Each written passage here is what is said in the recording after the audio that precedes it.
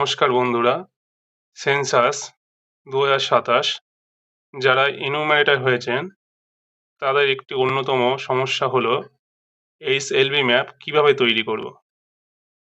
আপনারা বিভিন্ন জায়গায় বিভিন্ন ভিডিও দেখেছেন কিভাবে এই ম্যাপটি তৈরি করা যায়। আজকে আমি আপনাদেরকে শেখাবো সবচেয়ে সহজ উপায়ে কি করে এই ম্যাপটি আপনি তৈরি করতে পারেন। তাহলে শুরু করা যাক আজকের ভিডিওটি। সবার প্রথমে আপনার এইচএলবি যে ম্যাপটি দিয়েছে সেই ম্যাপটি একটি স্ক্রিনশট আপনাকে নিতে হবে। এখানে আমি স্ক্রিনশটটি নিলাম। নেওয়ার পরে প্রথম কাজ হচ্ছে আমার এই যে ছবিটি দেখতে পাচ্ছেন এখানে এডিট করে যতটা সম্ভব শুধুমাত্র যে অংশটি সবুজ বেশি দেখাচ্ছে সেই অংশটিকে রেখে বাদবাকি অংশ বাদ দিন। দেখুন আমি কিভাবে করছি। শুধুমাত্র আমার ম্যাপের যেটুকু অংশ আমার থাকবে সেইটুকু অংশ আমি এখানে নিয়ে রাখছি।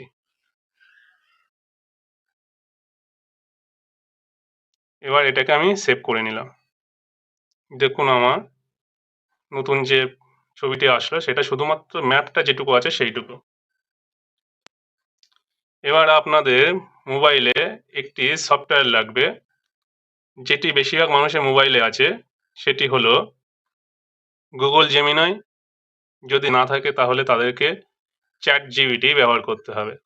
করার আগে আমি বলবো আপনাদের মোবাইলের একটি সেটিং আছে। সেটিংটি হলো আপনার জেনারেল সেটিংয়ের ভিতরে সিস্টেম নেভিগেশন। এখানে দেখুন দুটো অপশান আছে। এক জেস্চার নেভিগেশন, ২ 3 বাটন নেভিগেশন। আমরা বেশিরভাগ ক্ষেত্রে জেস্চার নেভিগেশন ব্যবহার করে থাকি। এক্ষেত্রে আপনাকে 3 বাটন নেভিগেশন ব্যবহার করতে হবে। আমি এখানে 3 বাটন নেভিগেশন ব্যবহার করলাম। এবার আপনাকে সেই গুরুত্বপূর্ণ অ্যাপস গুগল জেমিনাই অথবা ChatGPT ব্যবহার করতে হবে। এখানে বেশিরভাগ ফোনে দেখবেন একটি গুগল অ্যাসিস্ট্যান্ট বলে সফটওয়্যার আছে। সেখানে গিয়ে আপনি ওপেন জেমিনাই ওপেন করুন। এবার আপনাকে এখানে যে ম্যাপটা আছে সেই ম্যাপটার উপরে কিছু কাজ করতে হবে। তাহলে আমি প্রথমে এখান থেকে সিলেক্ট করে নিলাম। আমি যে ম্যাপটাকে কাজ করব সেই ম্যাপটা। দেখুন আমি ম্যাপটাকে এখানে চয়েস করে নিলাম। এখানে আপনার সুবিধা মতো কমান্ড লিখে দিতে পারেন। সেই হিসেবে গুগল আপনাকে ছবিটি করে দেবে। সেক্ষেত্রে আমার মোবাইলে আমি আগের থেকে একটি বাংলা অংশ লিখে রেখেছি, সেটাকে ব্যবহার করব।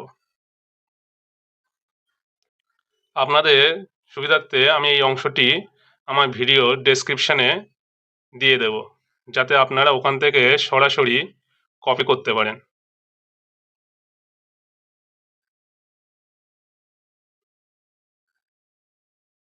কপি করে নিলাম।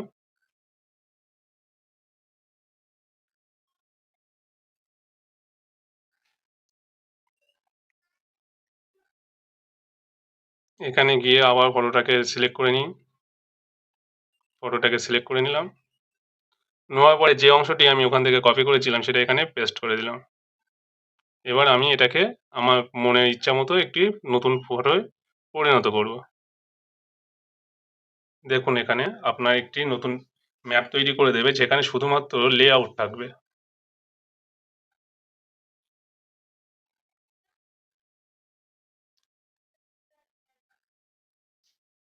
দেখুন আপনার ম্যাপটি একটি লেআউট করে দিয়েছে। এবার এটাকে আপনাকে সেভ করতে হবে। এখানে সেভ অপশন আছে। আমি এখান থেকে এটাকে সেভ করে নিলাম। এখানে কাজ আপাতত আমার বন্ধ। এবার আমি যাব, আপনাদের মোবাইলে দেখবেন আরেকটি সফটওয়্যার আছে WPS অফিস। কারো মাইক্রোসফট অফিস থাকতে পারে, কারো দেখা যাচ্ছে গুগল ওয়ার্ড থাকতে পারে। আমি এখানে WP অফিস খুললাম। এখানে গিয়ে আমাকে একটা নিউ করতে হবে। আমি একটি ওয়ার্ড প্যাড খুলে নিলাম। বেলাং করছি। এবার দেখুন এখানে যে পেজটি খুলবে সেটা পোর্ট্রেটও হতে পারে, ল্যান্ডস্কেপও হতে পারে। আপনার ম্যাপের সুবিধার্থে আপনি সবসময় মনে রাখবেন, যেহেতু আমরা বেশিরভাগ ক্ষেত্রে A4 কাগজে কাজ করব, সেই জন্য আমরা পেপার হিসেবে A4ই চয়েস করব। পেজে গিয়ে আমার প্রথমে মার্জিনটাকে চয়েস করছি। মার্জিন আমি দেখুন এখানে পেজ সেটআপে আসছে মার্জিন। মার্জিনটা আমি যতটা সম্ভব, যেহেতু আমার প্রচুর ম্যাপটাকে একটু বড় করতে হবে, সেজন্য আমি মার্জিনটাকে খুব ছোট করে দিচ্ছি। ওকে করলাম। পেজটাকে আমি পোর্ট্রেট থেকে ল্যান্ডস্কেপ করে দিলাম। সুবিধার জন্য আমি এই পেজটাকে একটুখানি টেনে ছোট করে দিই। এবার দেখুন, এখানে আপনাকে ইনসার্ট করতে হবে। একটু আগে যে আমি ম্যাপটা তৈরি করেছি, সেই ম্যাপটা এখানে আমি ইম্পোর্ট করব।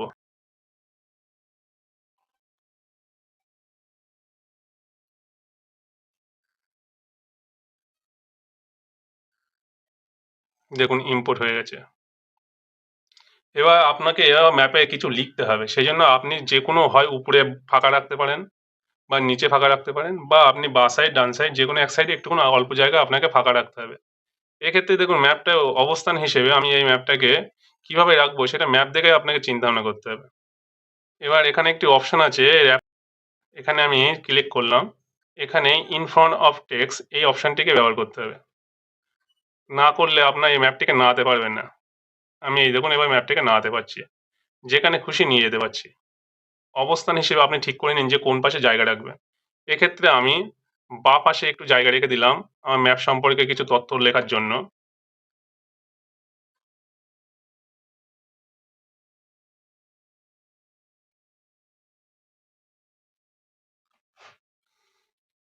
দেখুন ম্যাপটা কত সুন্দর হয়েছে। এবার এটাকে আপনাকে সেভ করতে হবে। আমি সেভ করছি। কিছু একটা লিখে ম্যাপ।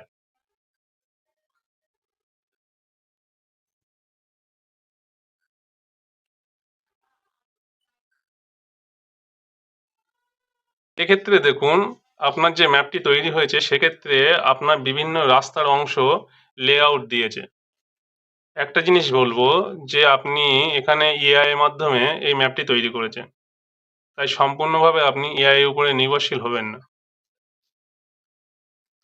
আপনি যখন ম্যাপটি আঁকাবেন, শুধুমাত্র আপনার কাগজের উপরে মেইন যে কাগজ এটাকে প্রিন্ট আউট করে নিতে হবে। নিয়ে মেইন যে কাগজ সেই মেইন কাগজের উপরে আপনার লেআউট আর আপনার জানা যে লেআউট গুলো আছে রাস্তা হোক বা নদী হোক, সেই অংশগুলো আপনি ম্যাপে আঁকিয়ে নেবেন। যেগুলো আপনি দেখতে পাচ্ছেন যে না এগুলো হয়তো নেই, সেগুলো আপনি ১ম এ আঁকাবেন না। যে পেজটাকে আপনি অরিজিনাল ম্যাপ হিসেবে তৈরি করবেন ভেবে রেখেছেন, চেষ্টা করবেন সেই ম্যাপটি একটু পেজটা যেন মোটা হয়। সেক্ষেত্রে আপনি ৮০ জিএসএম অথবা ১০০ জিএসএম পেজ ব্যবহার করতে পারেন। তাহলে দেখবেন ম্যাপটি খুব সুন্দর হয়েছে। যদি আপনি সাধারণত ৭০ জিএসএম বা ৭৫ জিএসএম পেজ ব্যবহার করেন, তাহলে দেখা যাচ্ছে ম্যাপটা তৈরি করার পরে এখানে যখন আপনি ঘরবাড়ি আঁকাবেন, সেক্ষেত্রে কাগজটি ছিঁড়ে যেতে পারে। এই ম্যাপের ক্ষেত্রে দেখা গিয়েছে যে বেশিরভাগ ঘরবাড়ি এইটুকু অঞ্চলের ভিতরে সীমাবদ্ধ। সেক্ষেত্রে পেজটা হয়তো নষ্ট হয়ে যেতে পারে বা পেজটা ছিঁড়ে যেতে পারে। সেজন্য আপনি চেষ্টা করবেন পেজটা একটু মোটা রাখতে। সবচেয়ে সুবিধা হয় আপনি যদি একটি আর্ট পেপার কিনে এনে তাকে ৪ ভাগ করে ১ ভাগের উপরে এটাকে আঁকান।